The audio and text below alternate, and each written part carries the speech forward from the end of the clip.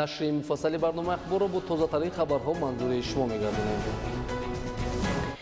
муносибатҳои бисёрҷонибаи ҷумҳурии тоҷикистон ва федератсияи россия дар тамоми соҳаҳо рушд намуда, натиҷаҳо дар ҳама самтҳо назаррас мебошад.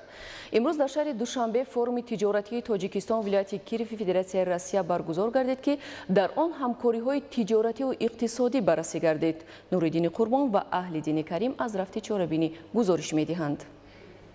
дар форуми тиҷоратии тоҷикистон вилояти Кирови федератсияи россия намояндагони ду ҷониб аз ҷумла бахши хусусӣ иштирок карда муҳимтарин масъалаҳои тақвият бахшидани ҳамкориҳои самарабахш дар самти тиҷорату савдоро мавриди таҳлилу баррасӣ қарор доданд. таъкид карда шуд, ки федератсияи россия шарики стратегии тиҷоративу иқтисодии тоҷикистон ба ҳисоб рафта, муносибатҳои дуҷонибаи кишварҳо сол то сол густаришу равнақ пайдо карданд. иттилоъ дода шуд, ки ҳаҷми гардиши мол байни ду кишвар дар соли 2021 ба беш аз $1 миллиард амрикоӣ расидааст. имкониятҳо барои густариши муносибатҳои тиҷоратӣ байни Тоҷикистон ва Россия махсусан бо вилояти Киров зиёд буда ба афзоиши гардиши молу маҳсулот миёни кишварҳо мусоидат хоҳад кард. мақсади асосии имрӯза чорабинии мо ин пеш аз ҳама васеъ намудани ҳамкориҳои байни бахши хусусии ҷумҳурии Тоҷикистон ва Федератсияи Россия, яъне дар мавриди ҳозира вилояти Киров мебошад. ва палатаи савдо ва саноати ҷумҳурии Тоҷикистон тасмим гирифтааст, ки чунин чорабиниҳоро зиёдтар доир намояд, зеро ки ҳангоми баргузор намудани чунин чорабиниҳо ҷонибҳо дар баробари дарёфт намудани шарики ҳамкори худ ҳамзамон бо имкониятҳои сармоягузории ҷумҳурии Тоҷикистон низ аз пеш шинос мешаванд. дар доираи форум фазо ва имкониятҳои сармоягузории ҳарду ҷониб, афзоиш додани тиҷорату савдо, фаъолгардонии бахши хусусӣ дар соҳаҳои гуногун муаррифӣ карда шуд. тақвияти ҳамкориҳои тиҷоратии ҷонибҳо аз мавзӯъҳои асосии форуми тиҷоратии Тоҷикистон вилояти Кирови федератсияи Россия буд. гуфта шуд, ки баргузории форумҳои тиҷоратӣ бо иштироки доираҳои соҳибкории ҳарду кишвар метавонад ҳамчун омили таҳкимбахшандаи густариши муносибатҳои тиҷоративу иқтисодӣ ба нафъи кишварҳо хизмат намояд. Сегодня мы привезли сюда. имрӯз мо дар форуми тиҷоратии Тоҷикистону вилояти Кирови федератсияи Россия, ки дар шаҳри Душанбе баргузор гардида истодааст, иштирок кардем. мо бо ҳамтоёни тоҷики худ доир ба тақвият бахшидани ҳамкориҳои дуҷониба дар самти рушди тиҷорату савдо, ҷалби сармоя гуфтушунид кардем. оянда мо ҳавасмандем, ки ҳамкориро дар ин соҳаҳо барои ҷонибҳо судовар густариш бахшем. умедворем, ки дар форуми тиҷоратӣ масъалаҳои истифодаи имкониятҳои мавҷуда дар самти рушди тиҷорату савдо мавриди таҳлилу баррасӣ қарор дода шуда. иқдомҳои нав дар самти таъсиси корхонаҳои муштарак низ матраҳ карда мешаванд. баргузории форуми мазкур саривақтӣ буда имконият фароҳам меорад, ки муҳимтарин масоили тиҷоратӣ баррасӣ шаванд ва ҷиҳати имкониятҳои ҳанӯз истифода нашуда тадбирҳои муҳим андешида шавад. дар форуми тиҷоратӣ имкониятҳои сармоягузории ҷумҳурии Тоҷикистон муаррифӣ гардид. бояд гуфт, ки мақсад аз ин чорабинӣ муаррифӣ намудани фаъолияти ширкатҳо, бунёди корхонаҳои истеҳсолии муштарак ва дарёфти шарикон мебошад. дар доираи форуми тиҷоратии Тоҷикистон вилояти Кирови федератсияи Россия, ки чанд рӯзи дигар идома меёбад, вохӯриҳои тиҷоратӣ байни намояндагони ду кишвар дар корхонаҳо гузаронда шуда, созишномаҳои нави ҳамкорӣ ба имзо хоҳад расид. Нуриддини Қурбон, Аҳлиддини Карим, Баҳодур Ҳасанзода барои барномаи ахбор. ҷумҳурии тоҷикистон ҳамчун давлати демокративу ҳуқуқбунёд ва узви фаъоли созмони милали муттаҳид ҷиҳати амалисозии ҳуҷҷатҳои стратегии ин созмони бонуфузи байналмилалӣ пайваста тадбирҳои саривақтиро амалӣ менамояд. дар амалисозии ҳадафҳои муайян намудаи созмони милали муттаҳид оид ба ҳадафҳои рушди устувор, саҳми ваколатдор оид ба ҳуқуқи инсон назаррас мебошад. гузориш дар ин хусус. дар китобхонаи миллии Тоҷикистон бо иқдоми ваколатдор оид ба ҳуқуқи инсон дар ҷумҳурии Тоҷикистон ва дастгирии ҳукумати ҷумҳурии Тоҷикистон дар ҳамкорӣ бо шарикони рушд конференсияи ҷумҳуриявӣ дар мавзӯи нақши мақомоти ваколатдор оид ба ҳуқуқи инсон дар ҷумҳурии Тоҷикистон дар амалисозии ҳадафҳои рушди устувор дар робита бо ҳуқуқу озодиҳои инсон баргузор гардид. конференсияи мазкур бо мақсади иҷрои самараноки стратегияи миллии рушди ҷумҳурии Тоҷикистон барои давраи то соли 2030 2023 و برنامه میان مهلت رشد جمهوری تاجیکستان برای سالهای 2021-2025 جهت تشویق و ترغیب دستاوردهای تاجیکستان در ساحه حقوق انسان در دایره عملی سازی هدفهای رشد استوار برای دوره تا سال 2003 که با قرار اسامبله گنرالی سازمان ملل متحد از 25 سپتامبر سال 2015 قبول شده است. جمهوری تاجیکستان ناوابسته از آن که همگی 30 سال استقلالیت دارد الکی در سازمان ملل متحد موقع خود را پیدا نموده است و از جانب جمهوری تاجیکستان چندین اقدام ها برای پیشبرد ساحه‌های گوناگون حیاتی پیشبری شده و یکی از اقدام های حکومت جمهوری تاجیکستان این هم باشد پیشبرد حقوق و آزادی‌های انسان می باشد که از هدف‌های اساسی سازمان ملل متحد می باشد. حکومت جمهوری تاجیکستان مقامات داخلدار دولتی از جمله مقامات وکالتدار آید به حقوق انسان کوشش میکنند که جهتی تأمین نمودن پیشبرد حقوق و آزادی‌های انسان در دایره هدف‌های رشد استوار و عملی سازی استراتژی ملی رشد جمهوری تاجیکستان برای دوره تا سال 2030 سعی کوشش کنند. مورد ذکر است که استراتژی ملی رشد جمهوری تاجیکستان برای دوره تا سال 2003 و هدف‌های رشد استوار برای دوره تا سال 2030 هم از جهت مضمون و محتوا و هم از جهت مهلت‌های مقرر شده موافقت می‌کنند. در کار کنفرانسیا نمایندگان مقامات دولتی، کورپوس‌های دیپلماتی مقیم تاجیکستان، سازمان‌های بین‌المللی و ساختارهای جامعه شهروندی اشتراک نموده وابسته به سمت‌های فعالیت در دایره 17 هدف معین نموده سازمان ملل متحد معروضه نمودند. معروضه‌های پیشنهاد شده مورد محاکمه اشتراکچیان چهاربینی قرار داده شده، جهت تقویت دادن فعالیت و اجرای سریع و ثمرناک استراتژی ملی رشد جمهوری تاجیکستان برای دوره تا سال 2003 در رابطه با حقوق و آزادی‌های انسان تکلیف و پیشنهادها و توصیه‌های داخلدار بیان کرده شدند. زیرا فعالیت مقامات دولتی جهت اجرای سریع و ثمرناک این هدف‌های استراتژی با رعایت احترام و پیشبرد حقوق و آزادی‌های انسان همبستگی ناگسستنی دارد. ادامه اخبار. رهایی از بنبست کمونیکاسیونی از جمله 4 هدف استراتژی حکومت جمهوری تاجیکستان به حساب رفته در دوام سالهای صاحب استقلالی در این سمت تدبیرهای مؤثر عملی کرده شده است. با مبلغ گذاری حکومت جمهوری تاجیکستان و جلب سرمایه راه و پول و نقل و بنیاد و نوسازی گردیده حرکتی به ممانعت نقلیات در 4 فصل سال تامین می باشد. گزارش خورشیدی نجمیدین. در سالهای اول صاحب استقلالی مملکت بنبست کمونیکاسیونی یکی از مشکلات اساسی محسوب می‌یافت. شهروندان هنگام آمد و رفت از یک منطقه به منطقه دیگر با مشکلات زیاد روبرو می‌شدند. مورد به تذکر است که سالهای طولانی هنگام گذشتن از عقبه‌های دشوارگذر خصوصا در فصل زمستان بر اثر بارشات پی در پی، فرآمدن ترما و صدمه‌های زیاد نقلیاتی، تلفیابی مال و محصولات و حتی حادثه‌های به هلاکت رسیدن رانندگان و مسافران به مشاهده می‌رسید. امروز جمهوری تاجیکستان به کشوری ترانزیتی تبدیل یافته است و همزمان باید معلوم نماییم که تا دوران استقلال دولتی جمهوری تاجیکستان 12000 کیلومتر راههای اتومبیلگرد عرضی وجود داشتند و امروز خوشبختانه در توازن وزارت نقلیات جمهوری تاجیکستان 14349 کیلومتر راههای اتومبیلگرد موجود می باشد که از این مقدار 3348 کیلومتر راههای اتومبیلگرد اهمیت بین‌المللی می باشند و 2127 کیلومتر راههای اتومبیلگرد دارای جمهوریوی و 8874 کیلومتر راههای اتومبیلگرد اهمیت محلی داشته در بر میگیرد.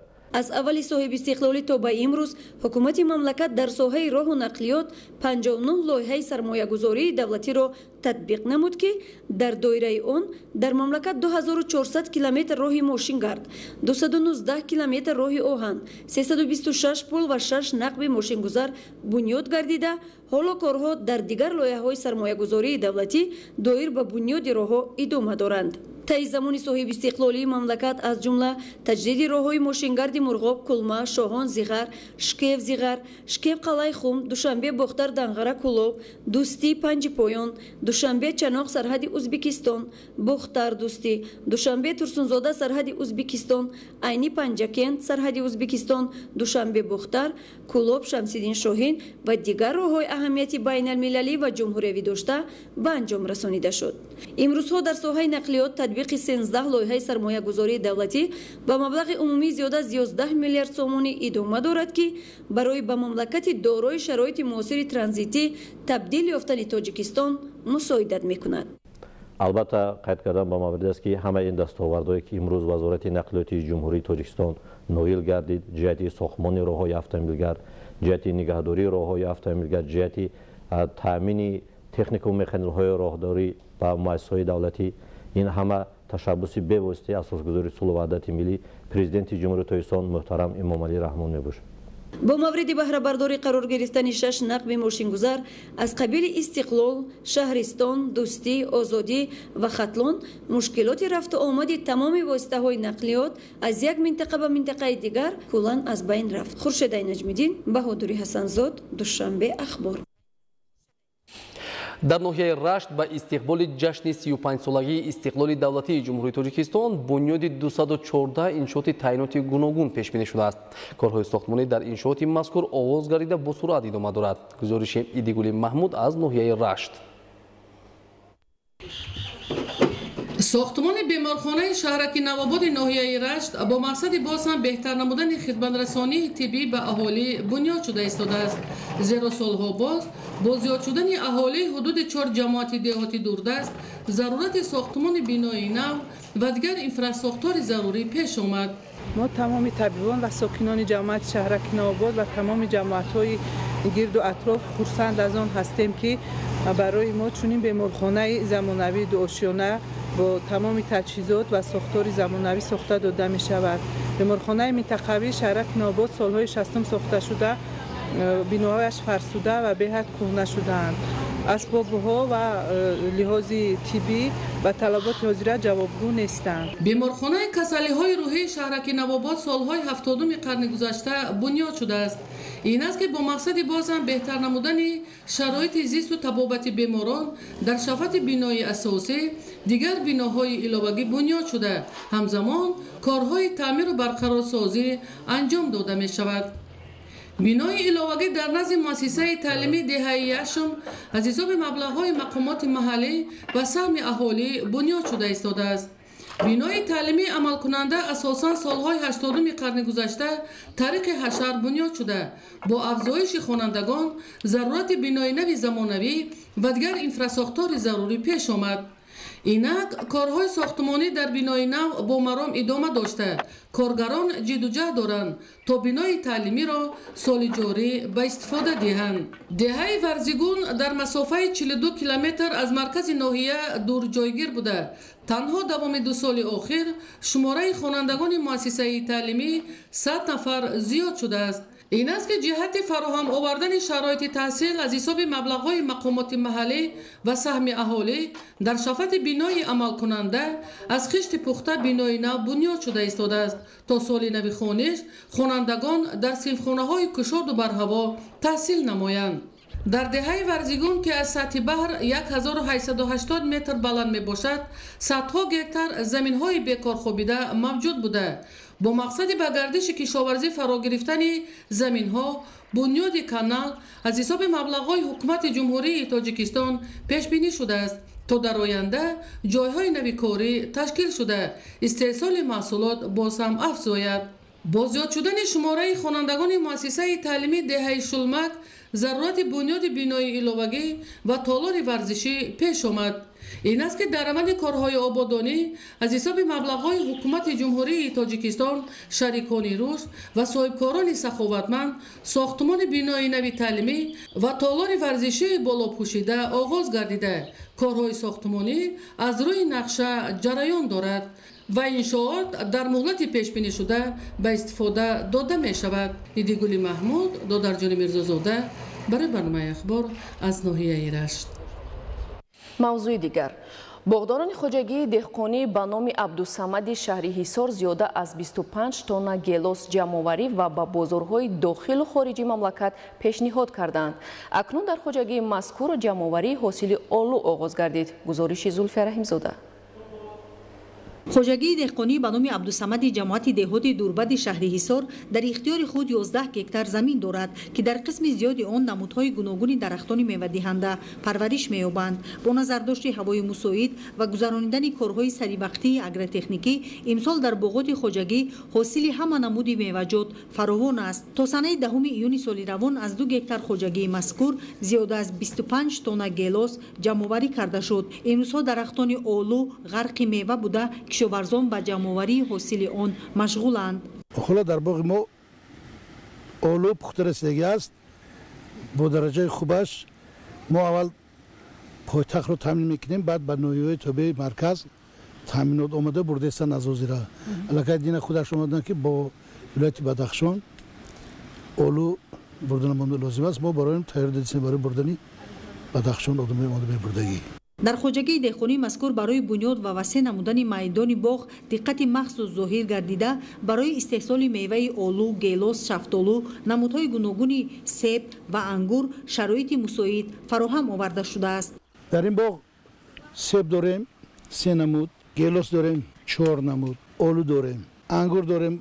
پس از این انگورمون 4 نمود است. اینش هم انگوری شاهانه داریم، انا حسینی داریم، چلیکوی خوب، شفتالو داریم 2 نمود. شفتالو لوچک میگن خیلی کلونی خوشرو، زرد شفتالو داریم، لوچک انجیر شفتالو داریم، انا بعد شفتالوی با لولا. زیاد نمودن باغ و پرورش نوع‌های گوناگون میوه در شرایط اقلیمی تاجیکستان خیلی اهمیتناک است، زیرا در برابر بنیاد باغ زمین‌های بیکار و کارناشایم کوهی و نزدیک کوهی، زمین‌های سنگلاخ و وزنین وادی‌ها به گردش کشاورزی وارد می‌گردند. همزمان گوشه و کنار مملکت سبز و خرم و زیبا و دلکش گردیده، دسترخوان مردم با غنی و سلامتی اهالی از حساب استحصال میوه‌های شهدباری از لحاظ اکولوژی تازه حفظ می‌گردد. فعالیت نظارت کشاورزی خوجگی دهقانی به نام عبدالصمد بازگوی جانبداری عمیق از سیاست اگراری حکومت جمهوری تاجیکستان بوده. خوجگیداران مقصد دارند با مهنت صداقتمندانه حاصل فراوان کشاورزی را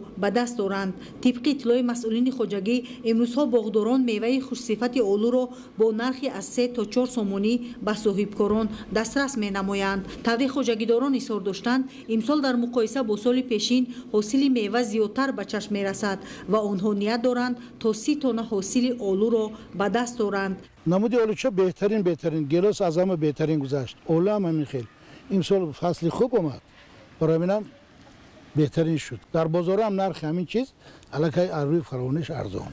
کشاورزان شهر حصار در پرورش و استحصال میوه آلو، گیلاس و انگور تجربه خوب دارند و اقلیم مساعد منطقه نیز امکان می‌دهد که حاصل فراوان رویانیده شود. زلفیه رحیم‌زاده، بهادر استم، اخبار. ذخیره کافی خوراک چروا برای زمستان و بهار آینده از عامل‌های اساسی به تلف برآوردن چروا از فصل سرما به حساب رفته، همزمان به افزایش استحصال محصولات گوشتی و شیرین مساعدت می‌کند. در این شب و روز چرواپروران ناحیه بلجوان در همه تل و تپه‌ها به دره و ذخیره علف‌های خودروی طبیعی مشغول می‌باشند. گزارش خدایدادی رجب و اسکندر سعید. امسال برای چرводорон ناحیه بلجوان سال بابرار ارزیابی گردیده، زیرا از اثر باران‌های پی در پی فصل بهار نسبت به سال‌های پیشین سبزش علف‌های طبیعی بهتر می‌نماید. طوری مشاهده گردید تا امروز تل و تپه‌های این ناحیه سبزپوش باقی ماندند که این به بصفت و به تلف جمع‌آوری نمودن خوراک چروا مساعدت کرده است. بنابراین استفاده عاقلانه امکانات‌های موجوده و سری وقت ذخیره نمودن غذای چروا از مسئله‌های مورد توجه ساکنان به حساب می‌رود. در دایره یک سمینار عملی مقامات اجرایی حاکمیت دولتی ناحیه بلجوان در جماعت دهات به نام سیف رحیم بر راهبران خوجگی‌های چرواپرور جهت سری وقت و به تلف جمع‌آوری نمودن خوراک چروا توصیه و مصلحت‌های سودمند دادند. طور ذکر گردید برای انجام با صفت این معرکه مقامات اجرایی حاکمیت دولتی ستاد تشکیل نموده همه روزه رفت جمع‌آوری خوراک چروا را زیر نظارت قرار داده است. همزمان در این شب روز در همه شکل‌های خوجگیداری با جلب تکنیک و ماشین‌آلات‌ها دره و بسته‌بندی و جمع‌آوری علف‌های طبیعی و یونشقه با سرعت ادامه دارد. کشاورزان با استفاده از شرایط موجوده همه روزه هزارها تن خوراک چروا را آماده کرده ایستادند. واقعا در این ناحیه بلندکوه برای عملی نمودن این تدبیر زمینه مساعد فراهم می باشد. در جماعت به نام سیف رحیم 323 تن خاشاک درشت جمع‌آوری شده است که از اون جمله با خوجگی دهقانی 137 گیکتر و با سکتور خصوصی باشد 217 تونه راست میاد. قابل ذکر است که طی سالهای آخر واردات تکنیک‌های نو مشکلات خوجگیداران را آسان کرده است و زمین‌ها را با نوبت درو کرده ذخیره خوراک چاروا را سری وقت انجام می‌دهند. در جماعت دهات به نام سیف رحیم زمین‌های کارم زیادتر است و خوجگیداران در آنها یونشقه و محصر، جو و گندم و زراعت‌های تکنیکی می‌کارند که از این حساب همساله برای چاروای خود خوراک جمع‌آوری کرده باقی مانده‌شان را به فروش می‌برند. موافق نقشه دورنامه 33270 گیگ خانه خوراک چاروا باید ما استحصال کنیم. حاضر درو رفته‌اند تراکتور تراویسند ما باور داریم که نقشه دورنامه را برزیاد اجرا میکنیم. امروزها در تمام جماعت‌های دهات ناحیه بلجوان جمع‌آوری خوراک چاروا متشکلانه به راه مانده شده است و خوجگیداران مقصد دارند معرکه درو را در مهلت‌های کوتاه‌ترین انجام داده به دیگر کارهای صحرایی مشغول گردند. عموما زمین کشتی جماعت سیف رحیم 1643 گیکتر میباشد و زمین‌های خوجگی دهقانی 205 گیکتر را تشکیل می‌دهد. باید گفت که بابت رشد و رواج ساحه چاروداری و دوچند زیاد نمودن حجم استحصال محصولات گوشتی و شیری در ناحیه امکانات‌ها زیادند، زیرا در صورت بارشات به قدر کافی در فصل‌های تیرماه و زمستان و بهار امکانیت وجود دارد که از مرزهای بکنار ناحیه به مقدار 10 چند محصولات خوراکی چاروا را جمع‌آوری نمود. همزمان ساکنان این منطقه دوردست ولایت با رشد و رواج بخش‌های گوناگون چارواداری را نیز به سرچشمه اصلی تامین روزگار خویش تبدیل نمایند. طور مشاهده گردید دهقانان و ساکنان در برابر جمع‌آوری و ذخیره نمودن خوراک چاروا اینچنین کشت و کار سبزوات و پالیزی‌ها و دیگر زراعت‌ها را در زمین‌های للمی سرعت تازه بخشیده ایستادند. اطمینان می‌رود که تخمی سبزوات و پالیزی‌های امروز کشت نموده ساکنان ناحیه بلجوان در ماه سپتامبر به بازارها برآورده می‌شود که این در تامین سبد استعمالی کشور با محصولات تر و تازه نقش مهم خواهد بازید. خدایداد رجب، اسکندر سعید، ناحیه بلجوان برای برنامه اخبار. با مقصد رشد ساحه چارواداری در مملکت تدبیرهای مهم عملی کرده می شود. در ولایت سوخ فستیوال نمایش چاروای ذاتی برگزار گردید که در آن خوجگیداران و متخصصان ساحه و نمایندگان کارخانه‌های صنعتی استحصال کننده محصولات شیری و گوشتی اشتراک نمودند. گزارش در این خصوص. با فستیوال نمایشی ولایتی چاروای ذاتی، خوجگی‌های ذات‌پروری، فرمه‌های چارواداری شخصانی علاهیده، نمونه‌های چاروای کلان شاخدار، چاروای میده شاخدار، اسب، پرنده، ماهی و زنبور عسل پیشنهاد نمودند. نمایندگان وزارت کشاورزی جمهوری، مقامات اجرایی حاکمیت دولتی ولایت سوخت، سرریاست کشاورزی ولایت و عالمان و متخصصان ساحه با دستاوردهای خوجگیداران و اهالی در سمت ذات‌پروری شناخته شده، اید به افضلیت و خصوصیت‌ها و نشاندهنده‌های ذات‌پروری، استحصالی ذات‌های موجوده، خوش‌داد نمودن چاروا، تکمیل ذات چاروا، استفاده تجربه ها، تطبیق نویگری های داخلی و خارجی در ذات پروری، مبادله افکار نمودند. تاکید یافت که بهره نگه داشتن ذخیره های ارثی، افزود نمودن سرشماری چاروای ذاتی، تخم اینکوباسیونی، ماهی و زنبور عسل خوش‌داد، مسئولان و متخصصان و خوجگیداران باید چاره‌جویی نمایند. در چاره‌بینی خوجگی‌های ذات پروری، خوجگی‌های دهقانی و شخصان علاهیده برای نشاندهنده‌های خوب در پرورش چاروای کلان، چاروای میده شاخدار، اسب، پرنده پروری، ماهی پروری، زنبور عسل پروری و وارد و افزون نمودن ذات‌های سرمحصول با سپاسنامه و تحفه‌های وزارت کشاورزی جمهوری، مقامات اجرایی حاکمیت دولتی ولایت سوخت قدرشناسی گردیدند. در ولایت سوخت خوجگی‌های ذات‌پروری عمل می‌کنند. طی سال‌های اخیر فرمه‌های نوی چارواداری، پرنده پروری، ماهی پروری با وارد و استفاده ذات‌های سرمحصول تأسیس یافته، بردن کارهای سلکسیونی، خوش‌ذات‌کنی، باردارکنی سنی چاروا، تکمیل رمه‌های چارواداری، تأسیس کارخانه‌های ذات‌پروری، پرنده پروری، زیاد شدن خوجگی‌های ماهی پروری، عائله‌های زنبور عسل و تجربه و سهم اهالی عامل بلند برداشتن محصولات همه سمت‌های ساحه چارواداری ولایت سوخت می‌باشند. موافق شهر و ناحیه‌های ولایت زیاده از 145 عدد فرم‌های خرد و کلان موجود می‌باشد که در دوام 2 سال اخیر زیاده از 25 عدد فرم‌های خرد و کلان تأسیس داده شده، هم برای سمتش شیری و هم سمتش برای گوشتی تشکیل کرده شد. در این سمت در ولایت 2 از 3 مراتب کارخانه‌های پرنده پروری تأسیس داده شده، هم کارخانه‌های سمتش گوشتی و تخمی تأسیس داده شد. عین حال زیاده از 32 عدد хоҷигиҳои моҳипарварӣ фаъолият намуда истоданд. Ҳамасола марҳила ба марҳила 5-10% ҳам гӯшти парранда, ҳам гӯшти чорвои калон ва моҳӣ зиёд гардида истодааст. дар кишвар бо зиёд шудани фабрикаҳои паррандапарварӣ таъмини бозори дохилӣ бо маҳсулоти ватании гӯшту тухми парҳезии парранда боэътимод мегардад. Бино ба маълумоти корхонаи воҳиди давлатии паррандапарварии ҷумҳурӣ, саршумори парранда дар кишвар ба 11 миллион сар расидааст. дар баробари афзоиши саршумор бояд дар таъмини хӯрокии серғизои парранда чораҷоӣ карда шавад. таркиби хӯрокии парранда, ғизонокӣ ва бехатарии хӯрока аз талаботи асосӣ мебошад. дар семинар машварат бо иштироки намояндагони корхонаи воҳиди давлатии паррандапарварӣ, мутахассисони корхонаҳои паррандапарварӣ, олимони соҳа ва шарикони хориҷӣ масъалаҳои воридоту истеҳсол, таркиб, ғизонокӣ ва бехатарии хӯроки парранда мавриди таҳлилу баррасӣ қарор гирифт. дар истеҳсоли хӯрокии парранда таркиби он ва риояи меъёри истифодаи маҳсулоту витаминҳо муҳим арзёбӣ гардид. рушди соҳаи паррандапарварӣ дар қатори зотпарварӣ, яъне зоти парранда 70% аз хӯрондани парранда, яъне сифати хӯрок, яъне пурбаҳо хӯрондани он вобастагӣ зич дорад. чорабини имрӯза ҳам ба ҳамин хотир бахшида шудааст ки минбаъд истеҳсоли хӯроки омехтаи парранда дар дохили ҷумҳурӣ бештар гардонда шавад ва талаботи корхонаҳои паррандапарварӣ аз ин ҳисоб аз ҳисоби хӯроки омехтаи истеҳсоли ватанӣ пурра таъмин карда шавад. олимону мутахассисони соҳа оид ба истифодаи ғалладонагиҳо, ашёи хоми сафедадор, беш аз 10 намуди витаминҳо, микроэлементҳо, ферментҳо, равғанҳо, аминокислотаҳо, хулосаҳои илми таҷрибавӣ пешниҳод намуданд. таъмини ғизонокии бехатарии хӯрокии парранда таъкид ёфт. барои паррандапарварии ҷумҳурӣ 5100 гектар замин ҷудо карда шудааст. дар ҳолате ки хӯрокии ватанӣ истеҳсол мешавад дар ин заминҳо, ҳам маҳсулот арзон мешавад, ҳам сифаташ нағз мешавад. заминҳое ки аз тарафи давлат ба паррандапарварӣ ҷудо карда шудааст, онҳо агар самаранок истифода баранд, маҳсулноки хӯроки парранда ва бехатарии маҳсулоти парранда таъмин мегардад. дар баробари ҳамаи омилҳо таъмини серғизоии хӯрока асоси маҳсулнокии меъёрии тухму гӯшти парранда мебошад.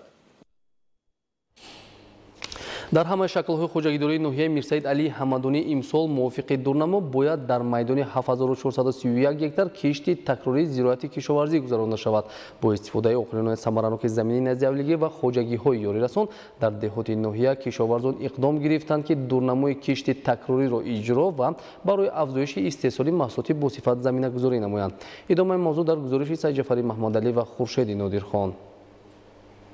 дар ноҳияи Мир Саид Алии Ҳамадонӣ барои оқилонаи самаранок истифода бурдани ҳар як қида замини корами обӣ дар баробари ҷанварӣ, ғалла, пиёзу картошка ва сабзавоти барвақтӣ имрӯзҳо дар саҳрои холишуда кишти такрории зироатҳои кишоварзӣ бо маром идома дорад. имсол барои аз ҳар як қида замини корами обӣ гирифтани 2-3 ҳосил дар ҳама шаклҳои хоҷагидорӣ бояд мувофиқи дурнамо дар майдони 7431 гектар кишти такрорӣ гузаронида шавад ки аллакай аҳли заҳмат аз ин нақша дар майдони 2500 гектар кишти хушсифати такрориро анҷом доданд. дар хоҷагиҳои деҳоти ноҳия кишоварзон ба сифати кишти такрорӣ асосан майдони зироати ғалалӯбиёгӣ, ҷуворӣ маккаи дон, шолӣ ва сабзавоту полезиро зиёд менамоянд, зеро аз ин номгӯи маҳсулот ҳар сол сокинон дар ҳама шаклҳои хоҷагидорӣ ҳосили фаровон ба даст меоранд. кишоварзон ният доранд ки то охири моҳи июн ва аввали моҳи июл аз иҷрои таъмини кишти такрории зироатҳои кишоварзӣ бо сари баланд бароянд ва дар кишти такрорӣ умуман дар майдони 2042 гектар кишти ҷуворӣ маккаи дон, 853 гектар кишти шолӣ, наздики 700 гектар мош ва асосан зироатҳои ғалалӯбиёгӣ ва ғалладонагӣ дар назар дошта шудааст ки имрӯз кишти онҳо дар ҳамаи ҷамоатҳои деҳот бо маром идома дорад. дар ҷамоати деҳоти Менатободи ноҳия имсол аз соҳаи пурсамар истифода бурдани қидаҳои наздиҳавлигӣ ва заминҳои президентӣ масъулин иқдом гирифтанд ки майдони кишти такрориро зиёд намоянд. тибқи нақша ва дурнамои мақомоти ҷои ҳукумати давлатии ноҳия дар ҷамоати деҳоти Меҳнатобод дар бахши хоҷагиҳои деҳқонӣ ва аҳолӣ дар майдони 1501 гектар кишти такрорӣ бояд гузаронида шавад. то имрӯз дар майдони 478 гектар хоҷагиҳои деҳқонӣ ва бахши аҳолӣ кишти такрорӣ гузаронидаанд. аз ин нақша 840 гектар дар бахши хоҷагиҳои деҳқонӣ шолӣ мебошад ва дар бахши аҳолӣ бошад 190 гектарро ташкил медиҳад. در نویه همساله از حساب کشت تکراری حجم استحصال مجموعی محصولات کشاورزی علاوه و نقشه دورنما تامین کرده می شود. با این مقصد در همه دهات نویه با ابتکار مقامات اجرایی کننده دولتی از جانب اداره دولتی بهداشت زمین و آبیاری برای وسعت کشت تکراری دسترسی به آب فلزی نسبت به سالهای پیشین بهتر گردیده است. امسال تامینات آب فلزی به پرگی می رسد. از آب فلزی یگان خوجگی دهقانی و بخش اولی تنقیصی نکشیده ایستادند. کشاورزان جماعت دهات مهنت آباد تصمیم گرفتند که کشت تکراری را پورا به انجام رسانیده در تامین امنیت عضوخواری مملکت حصه باسازی خود را گذارند. جمع‌آوری غلط در همه شکل‌های خوجگیداری نویه در مرحله انجامیابی قرار دارد. کشاورزان حاصل به دست آمده را برای ذخیره به قدر کافی نامگوی محصولات به تلف جمع‌آوری کرده در اساس توصیه متخصصان ساحه نیت دارند که در مهلت پیش‌بینی شده کشت تکراری را پررو و خوش‌صفت به انجام رسانند.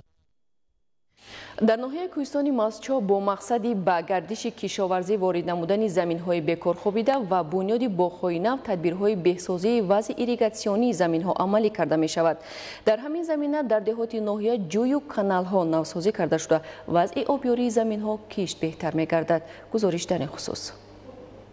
در خوجگی‌های دهقانی ناحیه کوهستان ماسچو ولایت سوخت کشاورزان به مهنت سازنده مشغول بوده. با استفاده از تجربه‌های پیشقدم و رعایت قاعده‌های اگروتکنیکی کشت و پرورش زراعت و سبزیجات خصوصا کارتوشکا و پالایزی‌ها را برآوردند که امروز نشونمای خوب دارند. کشاورزان ناحیه برای از خود کردن یا که استحصال کردن محصولات‌های عضوخواری از هر یک وجب زمین حد الامکان از زمین‌های از خود ناکرده شده یک وجب هم باشد حرکت می‌کند که همون از خود کرده زراعت‌های عضوخواری را کشتش را برآورند. در دهه دشت جماعت دهات ایوانتوژی 175 نفر سهامداران در بیشتر از 95 هکتار زمینی در اختیار داشتهشان همساله کشت نوهای گوناگون سبزیجات و پالایزی‌ها را برآورده با گرفتن حاصلی بلند در تامین بازاری استعمالی با محصولات کشاورزی سهم می‌گذارند. باغداری نیز در شکل‌های خوجگیداری ناحیه موقع مخصوص داشته از جمله در موضع یخچه دهه دشت 50 هکتار باغ زردآلو و سیب و نوگ موجود است که خوجگیداران با رعایت قاعده‌های نهال پروری و تجربه پیشقدم حاصلی بلند به دست می‌آورند. زمین کشت و باغات خوجگیداران دهه دشت از جویباری که از سوی MDF اندروش جاری می‌شود با آب تامین می‌گردند. سال روان در نتیجه لغزش کوهپاره قسمت زیاد جویبار خراب گردید و طی 4-5 ماه جاری گشتن آب به موضع یخچه دهه دشت قطع گردید.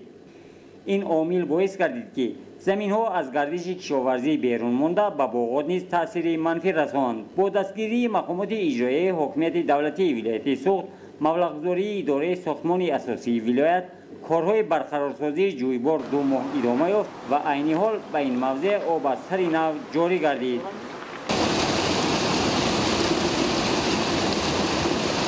زیاده از 1 کیلومتر جویبارها و 500 متر قبورها برقرار کرده شدند.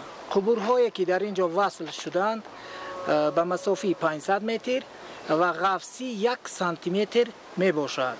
متاسفانه از اول جویبار تا آخر جویبار 2 متر بلندی و پستی دارد که به سر هر یک 10 متر قبورها 4 سانتی متر پست کرده آمده. ثمره‌ناک استفاده بردن زمین، استفاده از تخم‌های سرحاصل، زیاد نمودن استحصال محصولات و به گردش کشاورزی وارد نمودن زمین‌های بکار خوابیده باعث می‌گردد که میدان کشت زراعت‌های گوناگون و باغ و تاک‌زار وسیع گردیده اهالی به مواد غذایی تامین می‌گردد. البته بعد این آب رفتن از 100 نفر زیاد صاحب با یک برج نو میشن، صاحب جای کار میشوند، جاهای نوآباد آباد میشود، زمین‌های نو میبرورند. کارهای ساختمانی و برقرارسازی از جانب کارگران و متخصصان جمعیت دارای مسئولیت محدود خالق‌ها با صفت بلند انجام داده شده است. سرچشمه آب از دهه‌های MBF و اندروشت به سای یخرود و پشت سر یخچی آب می آید. نقشه است که هفته های دیگر باز 500 متری قبورها را پیوست نماید. باز زیاده از 80 هکتار زمین ها آبیاری کرده می شود. جویبار آب از سوی MDF و اندروشت سرچشمه گرفته تا موضع پشت یخچه دهه دشت با وسیع نمودن به خطر و نصب قبر و وسیع نمودن راه آسیب دیده رسانیده شد. امروز ساکنان آمدنی آب را به زمین و باغات با خوشنودی استقبال نموده به کشت و پرورش سبزوات و پالایشی ها صورت بخشیدند. اصلا دهقانان همه کوهستان ماسیا همه با پرورش کارچشکا مشغولند. از همین لحاظ حرکت میکنیم. سنتینری کارچشکا باز از پیشتر زیادتر حاصل به دست آورد. آنها بر آن نظرند که در کوهستان حالا هم برای کشت دیر نشده است و امکان هست باز حاصل خوب به دست آورند. در مرحله دومی تطبیق لایحه طبق نقشه باز 500 متر دیگر قبرها وصل گردیده در روزهای نزدیک به موضعهای دیگری منطقه آب آورده می شود. با مقصد ذخیره میوه و سبزوات برای فصل زمستان امروزها در برابر کشت و کار زراعت کشاورزی اهل زحمت همزمان با بسته‌بندی میوه و سبزوات دقت ضروری می‌دهند. کشاورزان در ناحیه کشانیان با رعایت قاعده‌های سانیتری محصولات کشاورزی را بسته‌بندی کرده برای ذخیره آماده می‌کنند. گزارش خدایداد رجب و اسکندر سعید در این خصوص. فراوانی محصولات کشاورزی از قبیل سبزوات و میوه‌جات و پالایشی و دیگر زراعت‌ها به دهقانان ولایت خرطوم امکان فراهم می‌آورد که در برابر تامین طلبات روزمره خویش و به فروش برآوردن حاصل زمین و باغ‌ها اینچنین محصولات تازه و خوش‌صفت را در شکل‌های گوناگون برای زمستان ذخیره نمایند. با مقصد شناسایی و تبادل تجربه همدیگری یک گروه مدیران وحدت‌سرا از گوشه‌های گوناگون مملکت با ساکنان و کشاورزان ناحیه کشانیان واخری دایر نمودند. ضمن بازدید نخست از منزل استقامتی شهروند دهه بافنده جماعت دهات ثروت استقلال رحیمه عبدالحی و دیدن کرده با روزگار و فعالیت با ثمر این عائله از نزدیک شناس گردیدند. این عائله مهنت‌دوست در قطعه نزد حولگی خویش با بنیاد گرمخانه‌های موسمی و دائم عمل کننده و استفاده با ثمر زمین حاصل فراوان محصولات گوناگون کشاورزی را به دست آورده بهر تامین احتیاجات خویش و بازار استعمالی سهم مناسب می‌گذارند. همچنین طبق توصیه و راهنمایی‌های پیشوای معظم ملت محترم امام علی رحمان بهر ذخیره 2 ساله مواد آذوقه‌واری از امکانات موجوده استفاده کرده هرچه بیشتر به ذخیره محصولات کشاورزی توجه ظاهر می‌نمایند. محصولات رو همش رو ما به بازار می‌بریم. از همین کتیمو میخوریم خدا به شکر میپوشونیم صاحبین مثال خانوادار صاحب زمین زندگی ناف جناب اولی بر رحمت ما همین قدر شرایط مهیا کردگی باغ داریم ما پرزیدنتی داریم سهمیه داریم زمین نزد حولگی داریم اینا مثال اینا همه چیز داریم همه چیز از اون خودمو از بازار ما هیچ چیز نمیخریم همه چیز خودمو تیار میکنیم. ساکنان ناحیه کشانیان در برابر ذخیره نمودن زراعت‌های مهلت استفادهشان دراز مدت و خشکانیدن میوه و سبزوات امروزها اینچنین به بسته‌بندی آن مشغولند. با گفته کدبانوها شربت و نوشابه‌ها و خورش‌های با اصول‌های گوناگون بسته‌بند شده امکان می‌دهد که خانواده‌ها محصولات نیاز خویش را برای تا 1 سال آینده ذخیره نمایند. مشاهده‌ها نشان می‌دهند که با نظرداشت اهمیت ذخیره کردن میوه و سبزوات در ظرف‌های شیشگین مردم سال از سال به بسته‌بندی محصولات کشاورزی اهمیت بیشتر می‌دهند. طور کدبانوها ابراز می‌دارند در موسم جمع‌آوری حاصل هر یک خانواده در 200 تا 500 عددی ظرف‌های گوناگون حجم شربت و افشوره و دیگر خورش‌های لذیذ را آماده کرده برای تامینات سالانه خویش ذخیره می‌نمایند.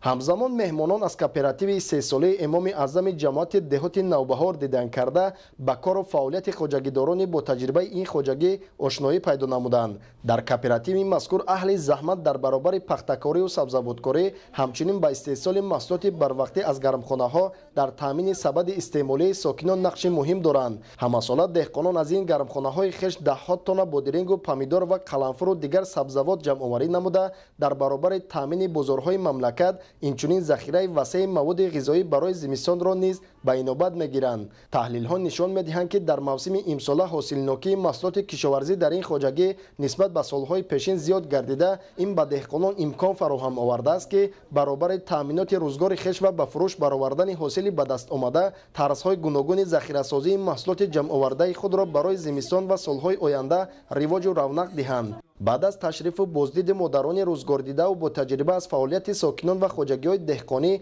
همزمان بهر تقویت بخشیدن تبادل تجربه و با مقصد بلند برداشتن سطح نکاحالی ساکنان، اجرای سریوقتی دستور و سپارش‌های پرزیدنت مملکت محترم امامعلی رحمان جهت استفاده عاقلانه هر وجب زمین و گرفتن 2/3 حاصل از آن در تالار مقامات اجرایی حکومت دولتی ناحیه واخوری سودمند دایر کرده شد. رهبریت ناحیه چنین واخوری‌ها را میان زنان و بانوان کشور مهم و منفعت بخش ارزیابی نموده، ذکر نمود که زنان و بانوان ناحیه کوشانیان در برابر مردان امروزها زحمت کشیده شروع از استفاده و کارکرد درست زمین، همچنین به ذخیره نمودن محصولات گوناگون کشاورزی دقت مخصوص روانه می‌سازند.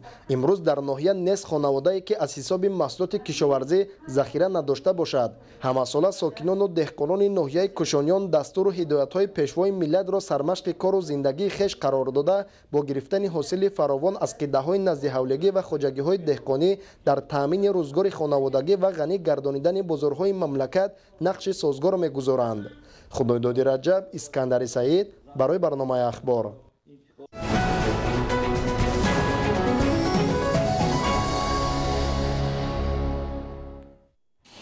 ҳамасола 14 июн рӯзи умумиҷаҳонии донори хун гузаронида мешавад ки дар робита ба ин дар маркази ҷумҳуриявии илмии хун тадбири муҳим роҳандозӣ гардид.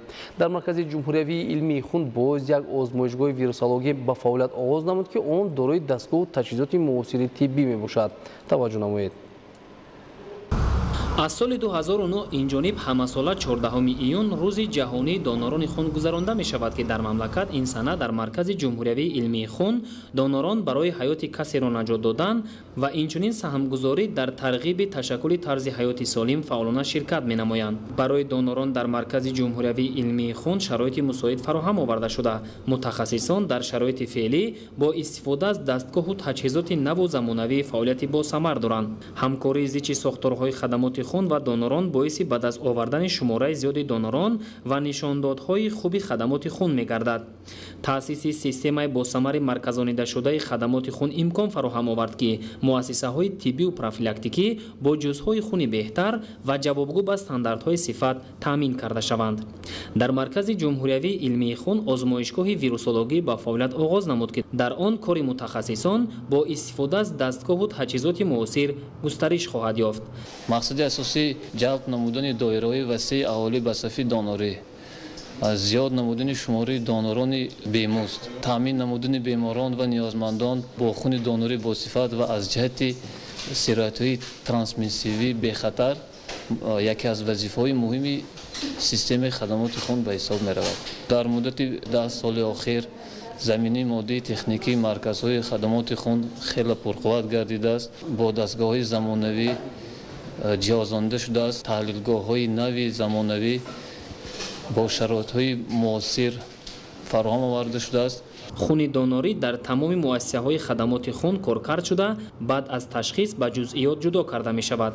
дастрасӣ ба дастгоҳу таҷҳизоти муосир дар маркази ҷумҳуриявии илмии хун ва сохторҳои зертобаи он имкон фароҳам овард ки коркард ва ба ҷузъҳо ҷудо намудани хун беш аз ҳар вақти дигар дар сатҳи зарурӣ амалӣ гардад. фаъолнокии донорони хун дар ин рӯз собит намуд ки шаҳрвандони касбу кори гуногун барои саҳмгузорӣ дар солимии ҷомеа ва тарғиби ташаккули тарзи ҳаёти солим бо ҳисси баланди ватандӯстӣ ширкат намуданд.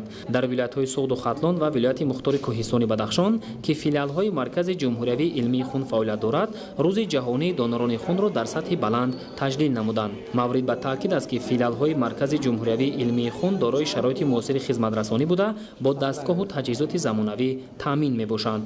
бо истифода аз шароити мавҷуда кормандону мутахассисони филиалҳои марказ хизматрасониро ба донорҳо дар сатҳи баланд ба роҳ монда дар чанд соли охир ба дастовардҳои назаррас ноил гардиданд. барои табодули таҷриба ва дар ин замина ба роҳ мондани усулҳои нави ҷарроҳӣ ба маркази ҷумҳуриявии илмии саратоншиносӣ мутахассисон аз кишварҳои хориҷ ҷалб карда мешавад. дар робита ба роҳандозии усулҳои нави ҷарроҳии бемориҳои саратон солҳои охир дар маркази ҷумҳуриявии илмии саратоншиносӣ имконоти зиёд фароҳам гардида, мутахассисон дар ин самт фаъолияти босамар доранд. гузориш дар ин хусус. استفاده از اصولهای نوی طبابت بیماری‌های سرطان یکی از سمت‌های افضل‌النوع در مرکز جمهوری علمی سرطان شناسی است که در این سمت در زمینه همکاری‌ها با منافس‌ترین مرکزهای سرطان شناسی کشورهای منطقه و اروپا تدبیرهای سریع‌وقتی عملی کرده می‌شود. یک هفته اخیر در دایره همکاری‌ها با مرکزهای سرطان شناسی خارج کشور برای بلند برداشتن سویه دانش کارمندان ساحه سرطان شناسی مملکت از بیمارستان حکومتی جمهوری قزاقستان متخصص ورزیده ساحه سرطان شناسی و مرکز جمهوری علمی سرطان شناسی دعوت کرده شد. Результаты сегодняшних операций показало, что натиҷаи ҷарроҳӣ имрӯза нишон дод ки ҳамкорони мо аз маркази ҷумҳуриявии илмии саратоншиносӣ мураккабтарин ҷарроҳиҳои саратонро бо истифода аз шароити мавҷуда анҷом медиҳанд. мо дар якҷоягии ин усули нави ҷарроҳиро дар маркази ҷумҳуриявии илмии саратоншиносӣ боз ҳам беҳтар ба роҳ мемонем. оянда кӯшиш ба харҷ хоҳем дод ки дар заминаи ҳамкориҳо барои бозомӯзии мутахассисон тадбирҳои муҳимеро амалӣ намоем. ضمن برگزاری همایش آموزشی در موضوع استفاده طبابت فوتودینامیکی سرطان‌های گوناگون مبادله افکار صورت گرفت که در آن کارمندان مرکزهای در ولایت‌های سوخت و خطرون و ولایت مختار کوهستان بدخشان بوده طریق آنلاین اشتراک نمودند. در جریان شناسایی با شرایط تشخیص و طبابت در مرکز جمهوری علمی سرطان شناسی نفران گرفتاران سرطان پوست معاینه کرده شده و بیماران طبابت فوتودینامیکی سرطان پوست سر و روی با استفاده لازر طبی گذرانیده شد. در جریان واخری اید بر رشد منبع همکاری‌های دوجانبه و بازآموزی کارمندان مرکز جمهوری علمی سرطان شناسی در این سمت به نقشه گرفته شد. دیابت قند چگونه بیماری است و هنگام گرفتار شدن با اون چی باید کرد؟ توصیه متخصصان سایه تندرستی برای پیشگیری از عاقبت‌های ناگوار بیماری دیابت قند در گزارش منوچهر سلیمان. دیابت قند اساساً در بیشتر موردها از استعمال پیوسته مواد سرغذا به عمل می‌آید. راه‌های پیداشوی بیماری دیابت قند این یکم بیماری‌های اینفکسیونیستی میباشند، اینفکسیونی، بیماری‌های سیرایتی. خب دوم این بیماری‌های ارثی میگویند، نسلی است. سوم فربهی. چهارم زیاد استعمال نمودن غذاهای کربوهیدرات دار، مانند شیرینی‌ها. حالت پسیخوگنی یعنی که استرسی. پنجم محیط اطراف میتواند که هوایی که محیط اطراف است با ارگانیسم ضرر رساند. استعمال نادرست غذا، پیش از همه پرخوری و مشغول نشدن با ورزش احتمال گرفتار شوی را با بیماری دیابت قند زیاد میکند. بیماری دیابت قند با بیماری‌های سیستم اندوکرینی داخل می شود که در نتیجه آن ویرانشوی مبادله ماده ها، یعنی که در ارگانیسم به طور مطلق یا نسبی نارسیدن انسولین که در نتیجه با بلندشوی گلوکوز یعنی که قند خون در خون آورده میرساند. همزمان استعمال نادرست غذا با زیادشوی وزن بدن باعث شده در نتیجه سری وقت طبابت نکردن و با ورزش مشغول نشدن انسان به دیگر نمودی بیماری ها گرفتار می شود. نشانه های اساسی آن تشنه شوی، خشکشوی دهان، تشنه شوی، پیشاب کنی زیاد، خراب شوی، دل به حضوری، پرتو این به خاص با بیماری دیابت قند نوع یک می باشد. بیماری دیابت قند نوع دو در نتیجه زیاد شدن وزن بدن یعنی فربهی به وجود می آید.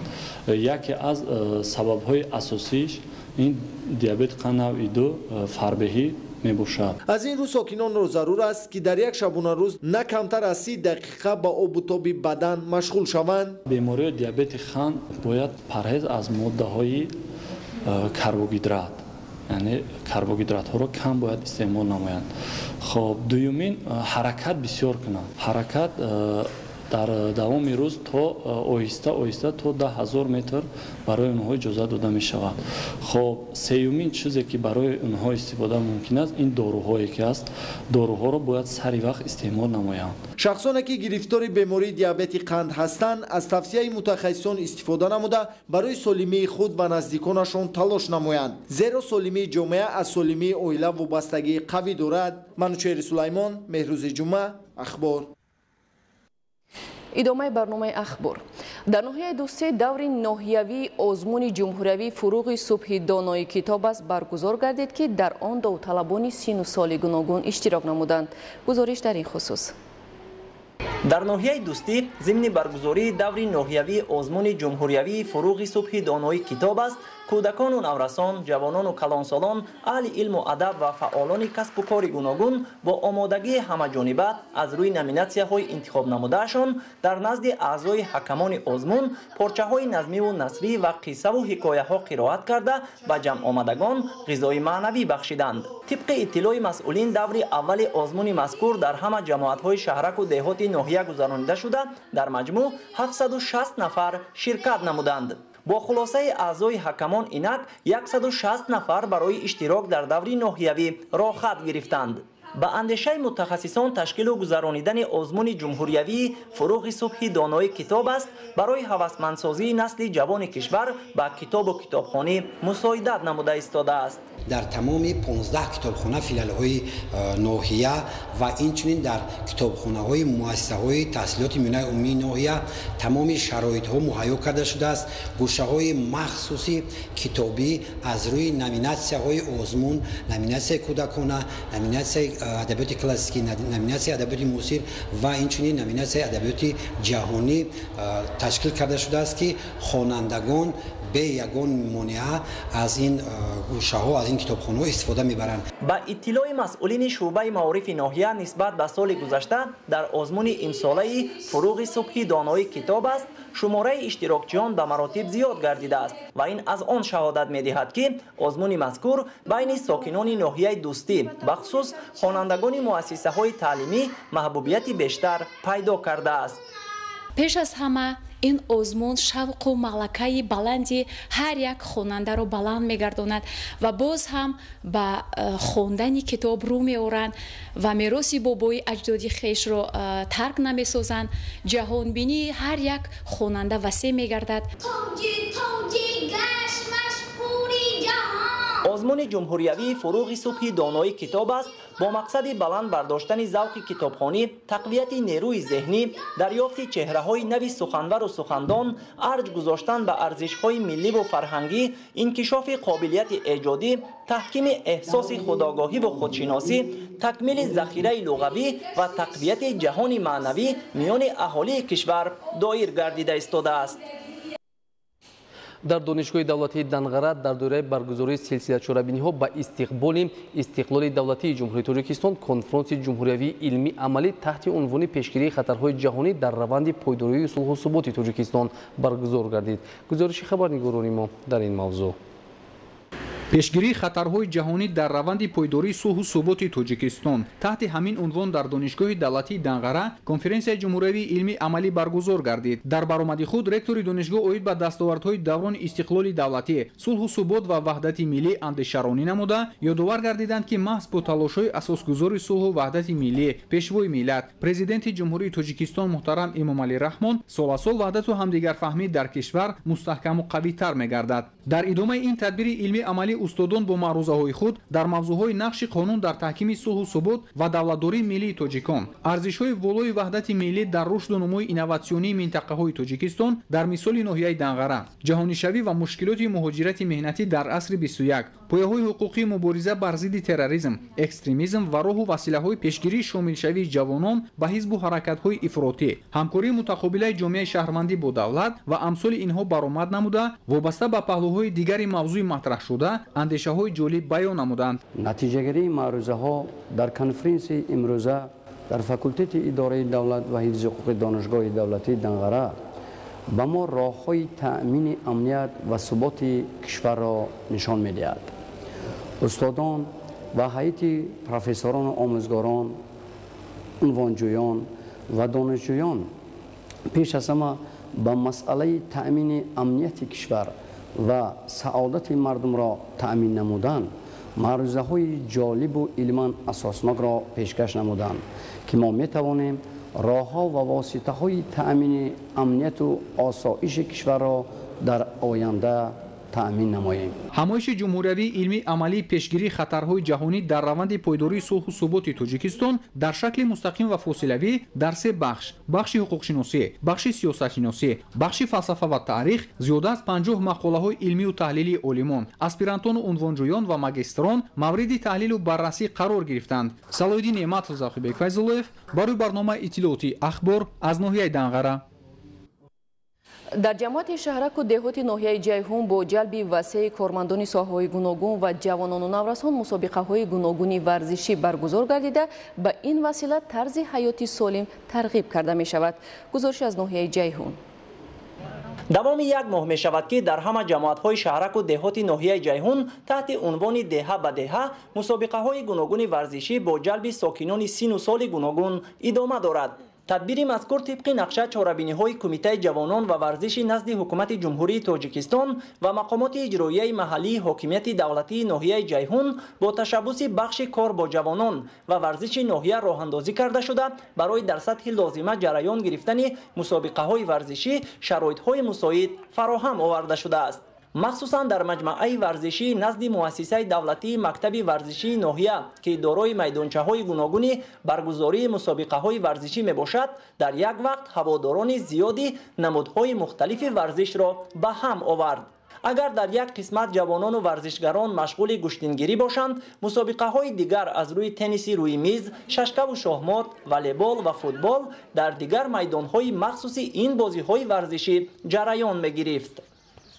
мо мусобиқаҳои варзишӣ аз рӯи намуди гӯштини миллӣ байни деҳа ба деҳа ташкил намуда истодаем. инчунин футбол байни ташкилоту муассисаҳо ва тенниси рӯи миз баргузор намуда истодаем ки ин ҳам бошад ҷавонон ба ин намудҳои варзиш ҷалб карда шаванд. ба гуфтаи мутасаддиён роҳандозӣ гардидани мусобиқаҳои гуногуни варзишӣ миёни ҷавонону варзишгарони ҳама деҳаҳои ноҳия боиси он мегардад ки дӯстиву рафоқат байни насли ҷавону наврас боз ҳам мустаҳкам гардида ба ин васила интихоби тарзи ҳаёти солим тарғиб гардад. аз тарафи дигар ҷавонон маҳз тавассути машғул гардидан ба варзиш ба таври ҳамешагӣ аз бекоргардиву даст задан ба дигар амалҳои ношоиста пешгирӣ мегарданд.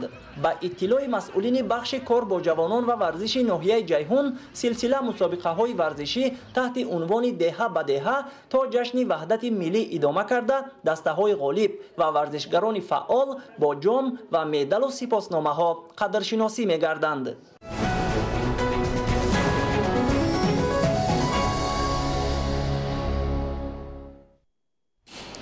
бинандагони азиз, ин буд барномаи тилоти ахбор. тансияту хонобод бошед.